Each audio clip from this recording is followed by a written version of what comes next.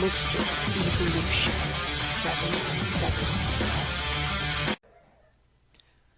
Xenophobia, an unreasonable fear or hatred of foreigners or strangers, or of that which is foreign or strange. Hello, ladies and gentlemen. This is Brett Keene. I know that a lot of you are going to spend quite a bit of time talking about my bald head, but let's see if we can actually deal with the video at hand.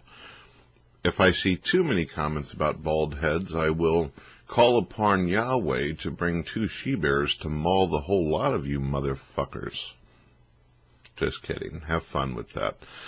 But seriously, this word that was brought up in the beginning of the video has been thrown around so much lately, hasn't it?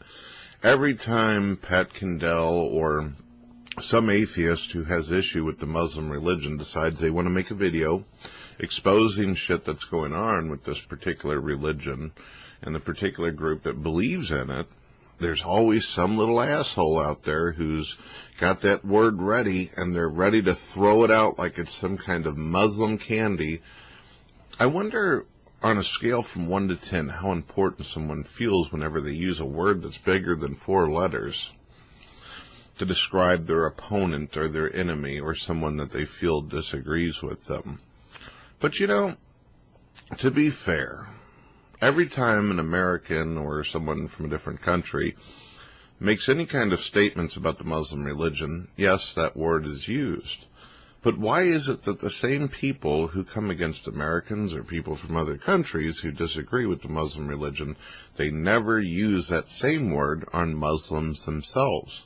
Don't you think it would be fair? Don't you think it would be reasonable to see if the Muslims have the issue that is described as the supposed Americans out there, as well as other countries? Well, let's let the Muslims speak for themselves. Let's let the Muslims tell us about how they feel about that big, old, juicy word. I think it's only fair. I mean, if we really care about democracy and we really care about people's freedom of speech and ideas and opinions, we should hear everyone out, including the Muslims. So without further ado, let's see what the Muslims think about that word. When we talk about dawah, don't ever think, my dear brothers and sisters, that our dawah, brothers, is only to address a few people on the streets and call them to Islam.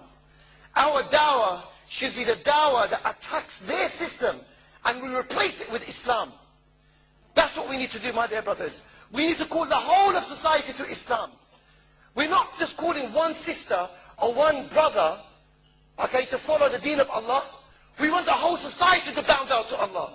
We don't only want one sister to wear khimar and jilbab. We want the whole society to wear khimar and jilbab. We don't want only our brothers and sisters to make sujood to Allah. We want the whole society to make sujood to Allah subhanahu wa ta'ala. This is the dawah of Rasulullah sallallahu alaihi wasallam. This is our dawah, my dear brothers and sisters. If you carry your dawah stall and you stand there just inviting people like Zakir Naik just to Islam, do you think that's going to change society? Without attacking the law and order?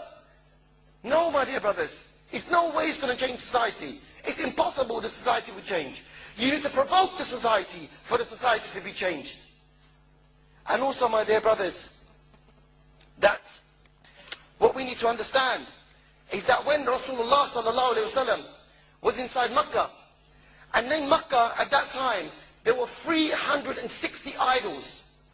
Today people don't worship physical idols. Today people worship the idea, which is democracy, freedom, capitalism. This is what people are worshiping today. The woman says, I'm free to have the abortion. The man says, I'm free to go for sexual promiscuity. You see what I mean?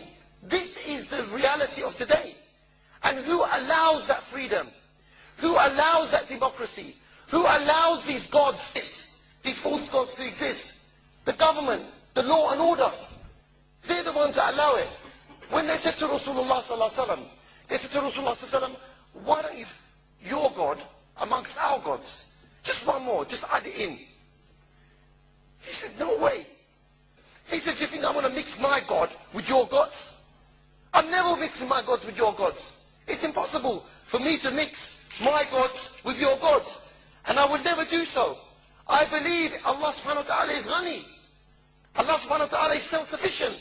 He doesn't need your gods. I have come to destroy your gods. And then when Allah subhanahu wa ta'ala gave Rasulullah sallallahu alayhi wa sallam victory inside Makkah, gave him victory inside Makkah, and when he went to the Kaaba and he destroyed all the 360 gods inside the Kaaba, but you know what? He never stopped there. You know what he did?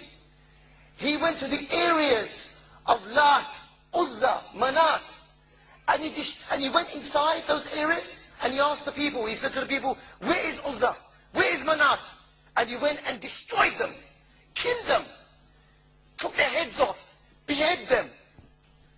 That's why, my dear brothers, we need to behead democracy from its roots, my dear brothers.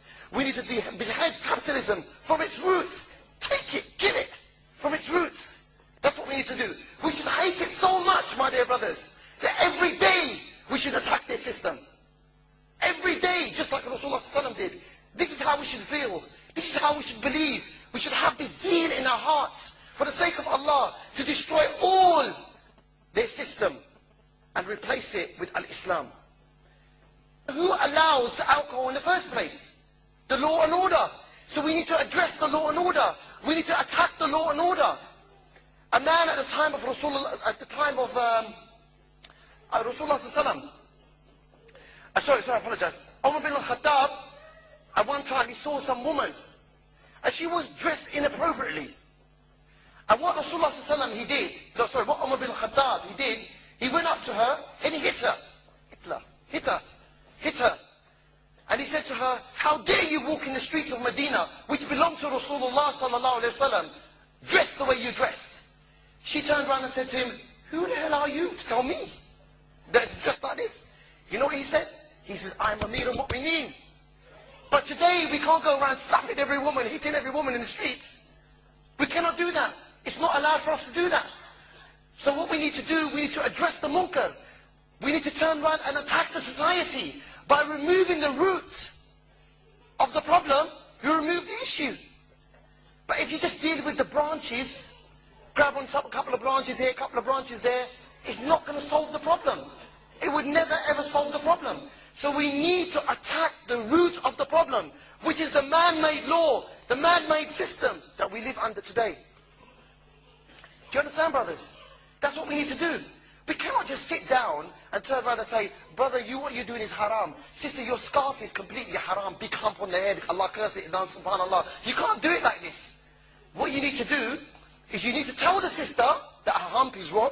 You need to tell the brother he's wrong. Plus you need to command good and forbid evil and make the society bow down to Allah subhanahu wa ta'ala. That's what we need to do, my dear brothers. We need to attack the leaders. We need to turn around and attack, Dawood Kamrun? Like I said, which you call Cameron. He calls him Dawood Kamrun. We need to attack him.